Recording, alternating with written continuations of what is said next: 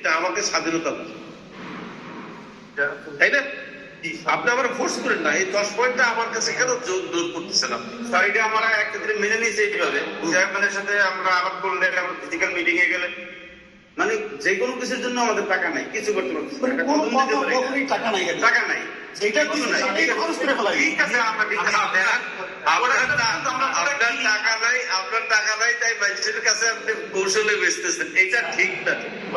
এখন যে PhD conference আছে, আপনার টাকা নেই, আমি টাকার ব্যবস্থা করে দিচ্ছি তো। আপনার টাকা আছে, আপনার টাকা তো নেই না? আমি বলি আপনার কি আছে? আপনার সম্পদ আছে, আপনার সম্পদ আছে, আপনার সম্পদ আছে। আপনার কি কি সম্পদ বলে নেই? আপনার কি কি সম্পদ আছে? আচ্ছা, আপনার 1 নম্বর সম্পদ হচ্ছে আপনার ল্যান্ড আছে, এটা বেচতে পারতেছেন না, সরকার আটকে রাখছে। 2 নম্বর সম্পদ হচ্ছে আপনার ব্যাংকে টাকা আছে, এটাও বাইর করতে পারছেন না। কি হয়েছে? ফ্রিজ করা আছে।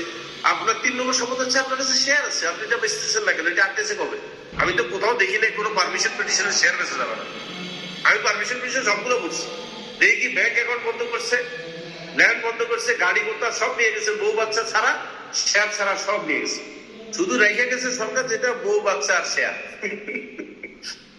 আচ্ছা, শেয়ার বিক্রি করলে তো আমরাও কেনার জন্য একটা প্রস্তুত আছি। আমরা সামনে তো বয়ে রয়েছে, কিনবো স্যার, শেয়ার কিনবো অবশ্যই। বরং শেয়ার বেচতে টাকা তাড়াতাড়ি আসবে। এখন আসেন শেয়ার 2টা, একটা হচ্ছে মাল্টিপ্লাসের শেয়ার, এটা বেচার অধিকার আপনার নাই, কারণ অধিদপ্তর ছাড়া আপনি বিক্রি করতে পারবেন। জি। আর বাকি হচ্ছে ডেস্টিনি 2000 এর কাছে আপনার শেয়ার আছে, প্রাইভেট শেয়ার, এটার মালিক কিন্তু আপনারা।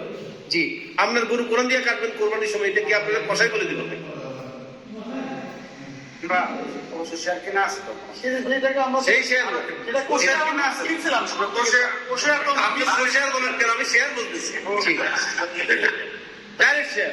কিভাবে কার মাধ্যমে কিনবেন? হ্যাঁ, এসটিএলটা ওইভাবে লিখছে চালাই করে। এটা যখন এসটিএল লিখছে তখন অ্যাকাউন্টিং যারা কাজ করতো তাদের মাথায় কাজ করে নাই। তারা যদি আমার সাথে বুদ্ধি করতো আমি জীবনে এসটিএল লেখাইতাম না, বরং এসটিএল লেখা যে লোকটা টাকা দিচ্ছে তারা ঠকানো উচিত। লোন দেখাইছে, অথচ শেয়ার লিখলে ওই বেচারা তো শেয়ার লিখলে শেয়ার দাবি করতে পারতো না, আমি টাকা ফেরত দেবো না, আমি কোষার দিতে হবে। কোষারকে টাকা দিচ্ছেন 2 দিনে, এখন পর্যন্ত এসটিএল। বরং যারা যারা এসটিএল কে মানুষ দিছে তারা ওই গ্রাহকের প্রতি এক ধরনের প্রতারণা করছে। এবং এখনো সময় আছে এসটিএল এর কাইটার জন্য সেই জায়গায় লেখে কোন শেয়ার হাত দিয়ে। কারণ আমি একজনের শেয়ার কিনতে কিন্তু টাকা দিতে রাজিয়েছি, আমার একটা ঠেকা পড়ছে কেন? ওনারা আমি লোন দেবো, উনি আমার কে? টাকাটা তো স্যার ভালোবাসা। এই যে এখন ভালোবাসা বলে ব্যবসা ভালোবাসা দিয়ে হয় না। ওরে আপনারা এমন ক্লোজিং দিয়ে না, 300 লোক শুনতেছে। ভালোবাসার ব্যবসা না, এইটা হলো কমিটমেন্টের ব্যবসা। আমরা কমিটেড টু দ্য পাবলিক। আসেন আমি সেই কথাটাই বলবো, যেহেতু 300 পিএইচডি এখানে আছে, আপনাদের কাছে একটা অ্যাসেট রয়ে গেছে, যে অ্যাসেটটা আনসোল্ড রয়েছে। একদম আনসোল্ড করলে ভুল হবে, আমি কিছু সেল করছি আমার নিজ দায়িত্বে। এখন আমি যে সেল করছি সেই সম্পর্কে আপনাদেরকে একটা ক্লিয়ার পিকচার দিই। আমাদের কাছে এখানে কোম্পানি আইনের আর্টিকেল মেমোরান্ডাম বই কারো কাছে আছে, রেজিস্ট্রিটা আছে কারো কাছে। তাহলে আমি এখন পরিবারে শুনাইতাম। আচ্ছা, আপনারা কষ্ট করে যেটা করবেন, ডেস্টিনি 2000 লিমিটেডের আর্টিকেল অফ অ্যাসোসিয়েশন নিবেন, আপনারা নিয়ে পড়বেন। সেখানে দেখবেন ম্যানেজিং ডিরেক্টরের যে দায়িত্ব রেসপন্সিবিলিটি, সেখানে এক জায়গায় দেখবেন আমি ফান্ড রেজ করার জন্য প্রয়োজনে যে কোনো পরিবারের শেয়ার বিক্রি করতে পারবো লেখা আছে। আলহামদুলিল্লাহ। তবে বাই দ্য বোর্ড অ্যাপ্রুভাল। তো বোর্ড তো আমি ধরে নিছি অ্যাপ্রুভাল আমার দিচ্ছি। তখন তো বোর্ড ছিল 7 জনের, হোসেন সাহেব ইয়া সহ 7 জনের। সেই অ্যাপ্রুভালও আমার করাই দিচ্ছে এই সেক্রেটারি মিজান। সে কইছে স্যার এই অ্যাপ্রুভালটা করায় রাখেন, করলে আপনি ভবিষ্যতে বিপদে করবেন না। এটা কিন্তু আপনাদের বোর্ড হওয়ার অনেক আগে। আমি বলতেছি এই সিদ্ধান্ত নেওয়া বহু আগে, শুরুতে যখন শেয়ার বিজনেস। সেইটার অ্যাপ্রুভালে সই করছে, উনিও করছে, আমিও করছি, আমার ওয়াইফও করছে, জামশেদারাও করছে, সানিও করছে। মানে আমাদের 7 জন ডাইরেক্টর ছিলাম, তারা সই করছে। ওই যে বাই দ্য বোর্ড অ্যাপ্রুভাল। শুধু সেখানে সই করেন নাই মোহাম্মদ হোসেন আর হারুন সাহেব, এই 2 জন করেন নাই। তার মানে আমরা 7 জন ডাইরেক্টর ছিলাম, মেজরিটি সই করছি, ইয়েস, 2 জন উপস্থিত থাকে নাই ভিতর। এবং সেই শেয়ারটা অ্যাপ্রুভাল করার পরে আমি শেয়ার দিচ্ছি। আমি এত পাগল না যে আমি কোনো ব্যাংক কাজ করবো। আমি জেনে শুনে আইনসঙ্গত কাজ করছি, এবং সেটার আমার পারমিশন করাই দিছে বোর্ড মিজানুর রহমান চৌধুরী, যিনি আমাদের এত ক্ষতি করে গেছে। এবং সেই শেয়ারের সিদ্ধান্ত বোর্ড মিটিং এর জেল কর্তৃপক্ষ একজন ডেপুটি জেলার কর্তৃক অ্যাটাস্টেড এন্ড সার্টিফাইড। এখন আপনি বলবেন বাকি যে ডাইরেক্টররা বিদেশে আছে তারা তো সই করে নাই, আপনাদেরকে একটা ক্লিয়ার ধারণা দিই, তাহলে আপনাদের মিসকনসেপশনটা ক্লিয়ার হয়ে যাবে। আমি কারো বিরুদ্ধে কথা বলতে চাচ্ছি না, আমি তো বলছি যে এখন থেকে সত্য ছাড়া কিচ্ছু পাবেন না আমার কাছে। যাহা বলিব সত্য বলিব, সত্য বিনা মিথ্যা বলিব না। বাইরে যারা আছেন ওরা কেউ পরিচালক নন। আমি দেখছি অনেকে আপনারা তাদেরকে ভুলে বলছেন, আমাদের প্রবাসের যে সমস্ত পরিচালক আছেন, কেউ বলছে কথাটা বলে দেই, সাম বোরহানুদ্দিন নামে একজন আমার ভক্ত, যে আমার সবসময় গালি দেয়, সেই ভক্ত বলছে যে আমি পরিচালক যারা বিদেশে আছে তাদের প্রতি শ্রদ্ধা রেখে বলছে, আমি কিনে বেকুবিতে কি করে, বাইরে যারা আছে ওরা তো পরিচালক না। ওরা পরিচালক পদ থেকে রিজাইন দিয়ে গেছে 2011 সালের জানুয়ারি মাসে। তারা জাস্ট শেয়ার হোল্ডার। তারা যদি আবার পরিচালক হইতে হয় তাদেরকে বোর্ডের কাছে আসতে হবে। বোর্ড যদি তাদের আবেদন অনুমোদন করে তাহলে তারা নতুন করে পরিচালক হইতেও পারে, কিন্তু এখন পর্যন্ত তারা শেয়ার হোল্ডার। বোর্ডে আমরা ডাইরেক্টর পেয়েছি 7 জন। আমি জেনারেল হারুন মোহাম্মদ হোসেন, আমার বউ ফারাদিবা জামশেদারা, সৈয়দ মমিনুল ভাই সাজ্জাদ, আর হলো ইরফান আহমেদ সানি। এই 7 জন। এই 7 জনের মধ্যে 5 জন আমাকে রেজলিউশন করে আমার সাথে বোর্ড মিটিং হয়েছে ইয়াতে পিজি হাসপাতালে রোজার মাসে, তাও। এবং সেই বোর্ড মিটিংয়ে একজন ডেপুটি জেলার ছিল, উনি অ্যাটাস্টেড করছে আমাদের বোর্ড মিটিংকে, এবং সাক্ষী ছিল মিজান।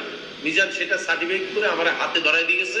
আমি সেই ডকুমেন্ট আপনাদের জন্য রাখছি, ভবিষ্যতে যাতে আমার গোটা না দিতে পারেন যে আর্টিকেল অ্যাসোসিয়েশন আপনাকে শেয়ার বেচার অধিকার দিয়েছে, কিন্তু ছোট্ট একটা লাইন লাগানো ছিল, by the approval of board. এটা করি আমি দেখা দিয়েছি। তার মানে আমি যে শেয়ার বেচছি এটা কোনো ভুয়া শেয়ার বেছি নাকি? চ্যানেল শেয়ার বেচছি। এবার লেখা আছে কোম্পানির অর্থের স্বার্থে কোম্পানির ফান্ড রেজ করতে গেলে এই ক্ষমতাটা ম্যানেজিং ডিরেক্টরকে দেয়া আছে। শুধু এখানেই শেষ না, আর্টিকেল অফ মেমোরেন্ডামে এরকম আছে, আমি যে কোনো ধরনের বন্ড, প্রমিসারি বন্ডস, সেলস বন্ড বা যে কোনো কোম্পানির কাছে কোম্পানির সুনাম বন্ধক দেওয়া কোটি কোটি টাকা লোন নিতে পারবো, আর্টিকেল মেমোরেন্ডামে আছে। তা আপনারা এগুলো করেন নাই কেন? আমার জিজ্ঞেস করতে যে স্যার আপনি যে গোপনে টাকা নিতেছেন এটা তো ভুয়া। আমি কিন্তু আপনার ভাই এটা তো ভুয়া, আপনাদের জানেন। এই জিনিসগুলো আপনাদেরকে কোম্পানি যারা জানেন না তাদেরকে বোকা বানিয়েছে। আমি একটি কাজও ইলিগেল করি নাই, কারণ আমার হিসাব ছিল এগুলো একদিন হলে আমাকে জবাব দিতে হবে। আমি আমার ম্যানেজিং ডিরেক্টরের দায়িত্ব পুরোপুরি পালন করছি। এবং আপনারা এখন থেকে যেটা করবেন, বর্তমান বোর্ডের থেকে ডেস্টিনি 2000 লিমিটেডের এই পুরনো বই যেটা আর্টিকেল মেমোরেন্ডামটা নেবেন, নিয়ে আর্টিকেল অ্যাসোসিয়েশনে যাবেন, যা ম্যানেজিং ডিরেক্টরে যাবেন, যা সেখানে দেখেন সে কি কি করতে পারে। সে এমপ্লয়ি হায়ার ফায়ার করবে, এই করবে সেই করবে, ওই বলে তো আমি মিজানটা ফায়ার করছি। আমার তো মিজানটা ফায়ার করার জন্য বোর্ডের পারমিশন লাগবে না। আমি এগুলো করতে পারবো, লেখা আছে আমি কি কি করতে পারবো। তার মধ্যে একটা আছে আমি শেয়ার বেচে টাকা উঠাতে পারবো। তো আমি ভুলটা কোথায় করলাম?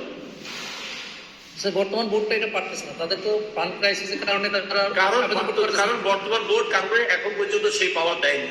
তারা হচ্ছে হাইকোর্ট কর্তৃক নির্বাচিত কোর্ট, এদের পাওয়ার খুব লিমিটেড। আপনাকে বুঝতে হবে তাদের পাওয়ারটা কিন্তু লিমিট করে দিচ্ছে হাইকোর্ট। আমি 173 করছি তো, জি স্যার, সেখানে এইভাবে লিমিট করা হয়েছে।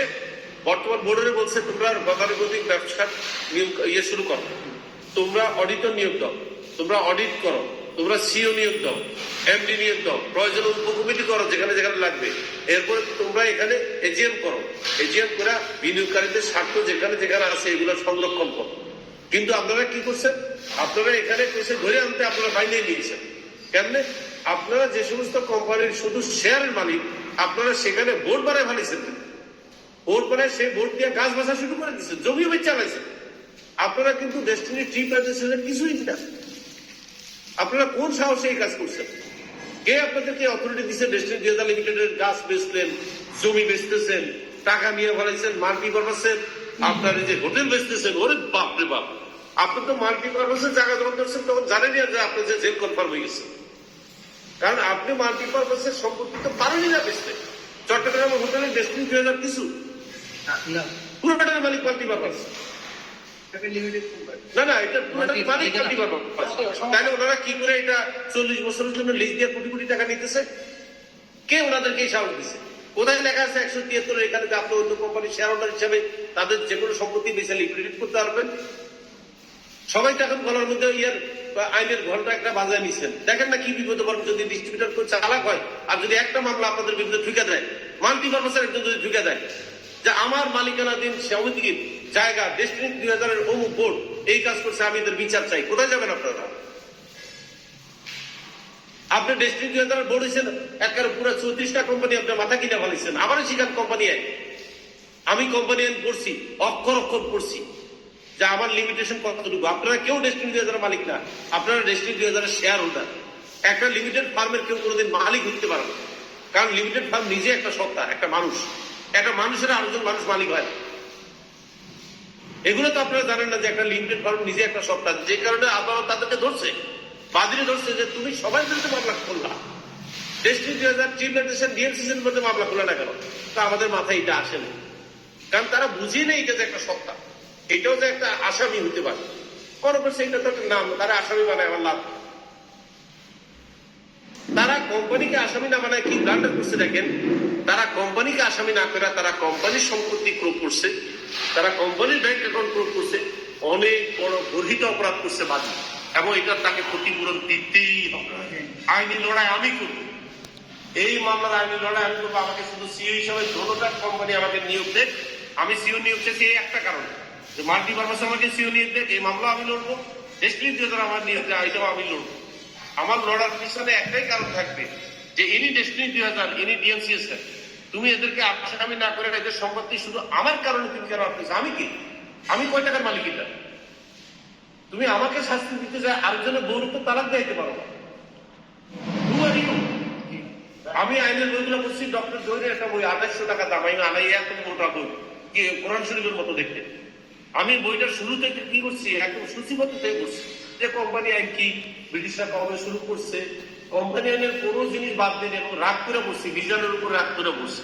কারণ একটা কোম্পানির সেক্রেটারি আমার অনেক বড় একটা জিনিস, আমার আইন শিখায়, হ্যাঁ, সেই দিনের বিড়াল আমার কয় মেয়। আমি চিন্তা করলাম শালা আমি একটু কোম্পানি আইনের বইটা পড়ালাম, এখন কোরআন শরীফের মতো হ্যাবজও করছি। পরে দেখি যে সে আমার এমন জিনিস পড়াইছে, এবং সে গর্তের মধ্যে পড়বে, কারণ সেখানে এক জায়গায় লেখা আছে company secretary is nothing but a servant of a company. দেখাইছে nothing but a servant, he can not be director. তাহলে সে কি করে প্রক্সি ডাইরেক্টর হলো? আমাকে বোকা বানায়। সে বহু কোম্পানির ডাইরেক্টর হয়ে বলেছে, জনের সঙ্গে তার নাম আছে, বহু কোম্পানির ডাইরেক্টর কিন্তু মিজান আলপনা সায়েন্সের ডাইরেক্টর, বহু কোম্পানির সে ডাইরেক্টর। সেই ডাইরেক্টরটা কিভাবে হইল? একটা কোম্পানি সেক্রেটারি কোন কোম্পানির ডাইরেক্টর হতে পারে?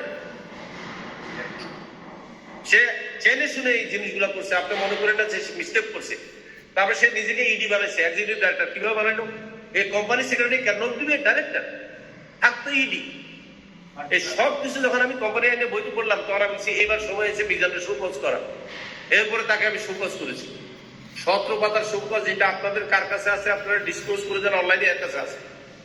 আপনারা একটি লোক সেই 17 পাতার সুকজ নিয়ে মিজানের প্রশ্ন করলেন না যে রফিকুল আলম যত খারাপ লোকই হোক এই 17 পাতার এই সুকজের উত্তর দেন। উল্টা কি করছেন, তারে দিয়ে আপনারা ওয়েব প্রেজেন্টেশন করতেছেন, জুমে বক্তৃতা দিচ্ছেন, সে সঞ্চালক হিসাবে আপনাদেরকে এখন আপনাদের সামনে বক্তব্য রাখিবেন অমুক। আবার তারা বলতেছে যে আর প্রতারণা করেন না, মাপ চাই, খাদের মধ্যে ফালাইন না। আরে বেটা, প্রতারণা করে গেছিস তোরা। এই দেশ থেকে যেদিন ডেস্টিনি তালাক দিয়ে চলে গেছে সেই দিন তোরা প্রতারণা করছিস। প্রকাশ্যে বলতেছি, শুনে রাখ, যদি সাহস থাকে আমার এসে দেখা বাংলাদেশে যে তোরা প্রতারণা করছ নাই, তোরাই প্রতারণা করছস।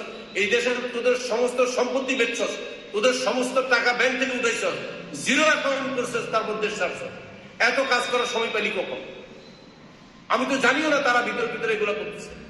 11 সাল থেকে প্ল্যান তাদের দেশ ছেড়ে চলে যাওয়া, আর আমাদের উপরে অ্যাটাকটা আসছে 12 সালের জুলাইতে। তাহলে বুঝতে হবে প্ল্যানটা কত আগের থেকে। এভরিথিং ইজ প্ল্যান 1 বছর আগের থেকে। আর এখন বলস বেটা আমি প্রতারণা যেন না করি, আমার কারণে 9 মাস ধরে তোরা দেশে আসতে পারস না, এই একটা লোকের জন্য তোর জীবন শেষ হয়ে গেছে, আমাকে এই সমস্ত ডিস্ট্রিবিউটর তুই বলস ডিলিট করে দেন, ডিলিট। আর তুই চাইলে কি, তোর বাবে চাইলেও তো ডিস্ট্রিবিউটর আমার নাম ডিলিট করবে না, লিখে দিলাম, বাজি দিলাম। কোন ডিস্ট্রিবিউটর যদি আমার নাম তার মাথাতে ডিলিট করতে পারে, আমি ল্যাংটা হয়ে রাস্তায় আসবো। ওরা কোনোদিন রফিকুল আলম ভুলবে না, কারণ এই গানের মধ্যে তারাই নামাইছে, এদের সবাইকে গান গাইতে নামাইছে রফিকুল আলম, ভুল বাজায়। তাহলে এই গান চলবে। তোদের মতো ক্রিমিনাল না আমি। তুই মোহাম্মদ হোসেনরে বলস যে রফিকুল আলম স্পিড বোর্ডে করে ইন্ডিয়া দিয়া দেশ ছেড়ে বাইকে চলে গেছে। কবে বলছে? আমি যেদিন সারেন্ডার করছি তার আগের দিন রাত হোসেন সাহেব আইসে সারেন্ডার করতে। আমি গেলাম কি ব্যাপার আপনি আইসেন? আপনার তো ডাকি নেই, সারেন্ডার তো করবো আমি আর জেনারেল হারুন। আর জানেন না কত নাটক হয়েছে, এই জন্য আইসি। আমি কি নাটক? তো আমার অমুকে ফোন করে আপনার রফিকুল আলম কই জানেন নি? ফ্যামিলি নিয়ে স্পিড বোর্ড করে মায়ানমার দিয়া কোরআন দিয়া নাকি আমি বিদেশ ছেড়ে চলে গেছি। রিপোর্টটা রিভিউ নাকি গোয়েন্দা বিভাগের, বাংলাদেশের গোয়েন্দা বিভাগ হলো ওনাদের কত খাতির, সব বলে বেড়াইতেছে, রফিকুল আমিন পালায় যাচ্ছে। আরে বাবা, আমি তো ডিস্ট্রিবিউটরদের স্বার্থ রক্ষণের জন্য সারেন্ডার করছি। আমি হচ্ছে আজকে ডেস্টিনি কোথায় দাঁড়াইতো আমরা যদি সারেন্ডার না করতাম? সবকিছু তসমস হয়ে যেত। তোদের কোনো কন্ট্রিবিউশন নাই, তোরা বড় বড় কথা আছে বেড়া, কোনো কন্ট্রিবিউশন নাই তোদের। আমি জেলে ছিলাম দেখে তোরা আমার বিরুদ্ধে যা ইচ্ছা তাই ভোট পেয়েছি বলছেন। যদি আমি বাইরে থাকতাম তোর দুঃসাহস দেখতাম তুই আমার সামনে কথা বলে পার পেতি কিনা। লজ্জা থাকলে তুই আর ওয়েবসাইটে থাকবি না, ফালাই দিবি। আরেকজন বলে আমি খাদের মধ্যে ফালাই দিচ্ছি যেদিন ডিটুরে এসে করছি। আরে বাবা, ডিটুরে এসে কেন করছি সেটা তো বেশ করে বলবো, সেটা নিয়ে আজকে নাই বললাম, আরেকদিন বলবো। আমি কিন্তু আপনাদেরকে বাঁচানোর জন্য সারেন্ডার করছি, আজকে বলে দিই। সমস্ত বিজনেসরা শুনতে রাখেন, আপনাদের ভবিষ্যতের কথা চিন্তা করা, সমস্ত ডিস্ট্রিবিউটরের স্বার্থ চিন্তা করা। আমি চিন্তা করছি আমি এই খেলার শেষ দেখে আর ছাড়ব।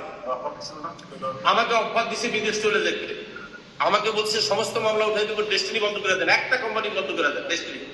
আমি বলছি সরি, আমার পক্ষে সম্ভব না। প্রথমে আমি বলছি ডেস্টিনি বন্ধ করলে লক্ষ লক্ষ লোক বেকার হয়ে যাবে এবং এইগুলা নেগেটিভ ভোট হবে, সরকার পতন হবে, তো আমরা ভোট নিয়ে চিন্তা করি না। তারপরে দিন আমার বলে বিদেশ চলে যাবে। আমি বলছি কিভাবে যাবো? তো আপনাদেরকে এয়ারপোর্টে নামাই দিয়ে আসবো, বউ বাচ্চারা ডাকেন, টিকিট কাটবেন, চলে যাবেন। আমি তারপরে মিডিয়ারে কি বলবেন আমি কোথায় আছি? তো মিডিয়ারে বলবো যে পুলিশের পাহাড় থেকে পালাই গেছে আর 2-4 জন কনস্টেবলরে আমরা সাসপেন্ড করে দেবো। আমি বলছি বাহ, ভালো প্ল্যানই তো বলছেন। আমি বলছি এরকম প্ল্যান আর কয়জনের উপরে বাস্তবায়ন করছেন? চিন্তা করে পারতেন? একটা লোক আমাকে ঠান্ডা মাথার বুদ্ধি দিচ্ছে দেশ ছাড়িয়ে যাওয়ার জন্য, যে লোকটা নাকি 4400 কোটি টাকার প্রতারণা করছে। সো কম, যে লোকটা 4400 কোটি টাকা প্রতারণা করছে তাকে বাদী শিখিয়ে দিচ্ছে আপনাদের দেশ ছেড়ে চলে যান, আপনারা আগায় দিয়ে আসবেন। তাহলে দুর্নীতিবাজ কে, আমি না তারা? প্রাপ্ত।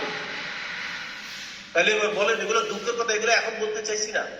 আমি চাইছি বর্তমান প্রধান উপদেষ্টার সাথে দেখা করার পরে